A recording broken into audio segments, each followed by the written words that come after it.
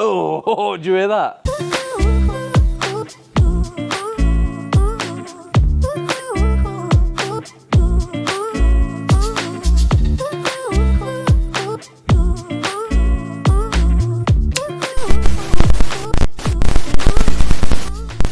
Well, welcome back to Mad Forward Engineering, and you are watching Rusty Nuts. So tonight me and Liam are dividing and conquering. So I'm outside in this lovely evening, Liam's working on the bulkhead, and we out here, you and I that is, are going to be tackling the springs. So what you can see here is the springs which we disassembled in one of the previous videos, or it might have been at the start of this one, I'm not really sure how it's going to pan out.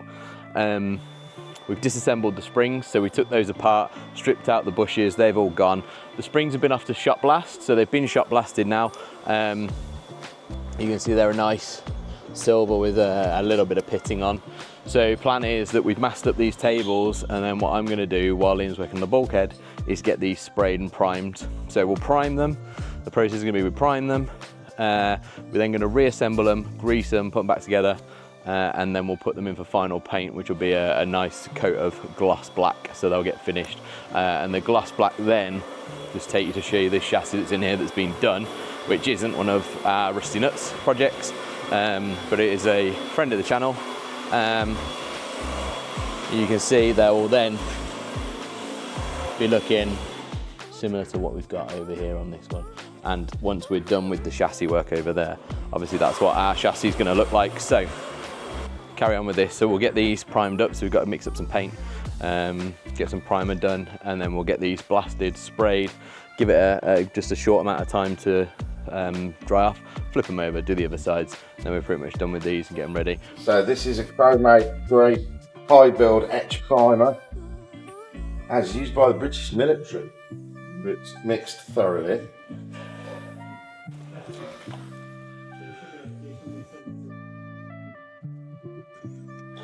£300 of that. Because this is a 2K product, we have to use an activator. This product is 50/50 activator and primer. Beautiful. It smells good, doesn't it? It's the same viewers. It's the same the viewers. Shame the viewers can't smell it. Smell-o-vision. We need smell-o-vision. Exactly the same as you did when you painted the chassis, David. So this is like a 50/50 mix. Yeah. 50/50 mix.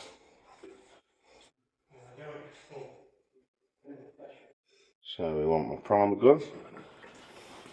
Is that the one with the dodgy top? No. I bought another one. I bought a new one since we used it last. It's been a while, hasn't it, since we've done any painting? It has. Did you get that on film? Cut that. Yeah, cut that. Right, so I've started the paint process. You can see the ones that have been done, the ones that are about to be done here. So you'll see me now move along, spray those, and take note, I got a better mask for this.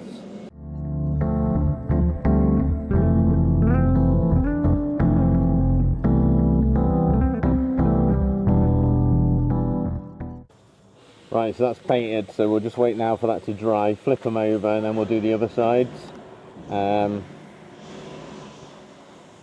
Nice and easy really. We've got quite a lot in there that needs priming up because it's all been shot blasted. So we had the heaters shot blasted, so the blower motor, the heater matrix, they've been shot blasted. The front panel has been done as well, and there's only a few holes in the bottom, which I'm pleased with because I thought that might end up being pretty bad. Bloody glasses, if you're a glasses wearer you'll feel the pain. What else did we get blasted? Prop shafts got done. Oh god, that mask is incredible. Just took that off, we could smell the fumes instantly, but with that on, couldn't smell anything. Yes, we basically just got loads of stuff blasted that we could while stuff was going up there. Mick kindly took it around and got it done, and dusted and collected it, brought it back. So it's cool. But this is great because springs are expensive, and being able to just shot blast them, reassemble them. What we did do, you probably saw in the other video, was when we disassembled them, we've kept them all together so that they go back on exactly how they were, and we've marked up which set is which. So we've got 1, 2, 3 and 4, and then I've got notes on my phone of which number corresponds to the offside fronts, the offside rears, blah blah blah. So that's all done. We scored the backside with just a grinder, just really light scoring on the smallest plate. So we just took the smallest plate, grinded that one, just make sure then that they all stay in the sets. So when they went off for shot blasting, they all got wrapped straight after, so they all stayed together. So they're all good to go back on once we've rebuilt them. So yeah, should be a nice little job done, this one. We did get a little bit caveman on the first ones we took apart, which I think is this one, where we've bent these out really badly down here, because we just used brute force to bend them. And then when Mick came in and saw what we were doing, he was like, whoa, stop, stop, stop.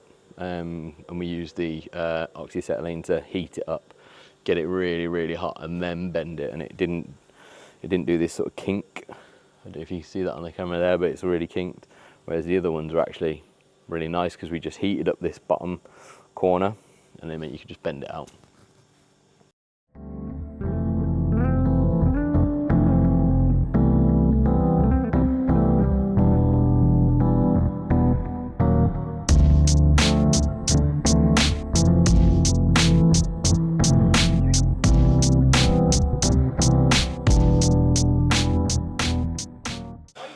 So the springs are all done now in terms of primed. Just going to get to this prop. Got to undo this joint here, which I've just loosened off with these massive I just need this one, it's not flat. grips. Getting distracted by the Bristolian over here. So this is undone, and now what I'm going to do is line up this. So this isn't lined up correctly. You see, this is quite like that horizontal, and then over here, this one's sloping this way, so we want to line them up. That's what I'm doing. And we're one spline out, so you can see now as I'm pulling this out, these are the splines, so we just want to kind of reset that. So I want to try and do it as carefully as possible, but know me, careful is not in my vocabulary. Oh, did you hear that? That sounded like a noise that I haven't heard in a long time. Right, so that looks good. The nipple should, Mick said that this has been built up wrong, so the nipple here is on this side like this, and on this side like this. So I think it should be on that one, but it's all good. It's all good. Right, let's go back and mask this up and then get painting.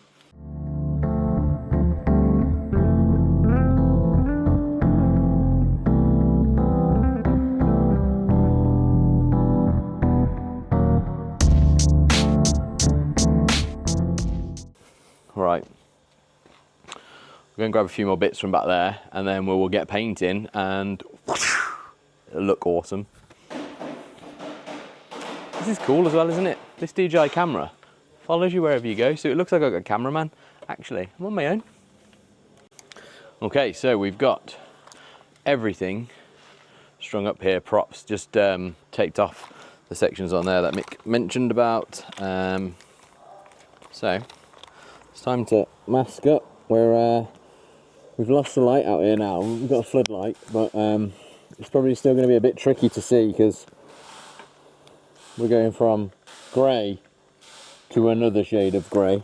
I noticed a bit on one of the backing plates that I've missed, so we'll have to try and get that done. But let's do it. Let's get some paint down.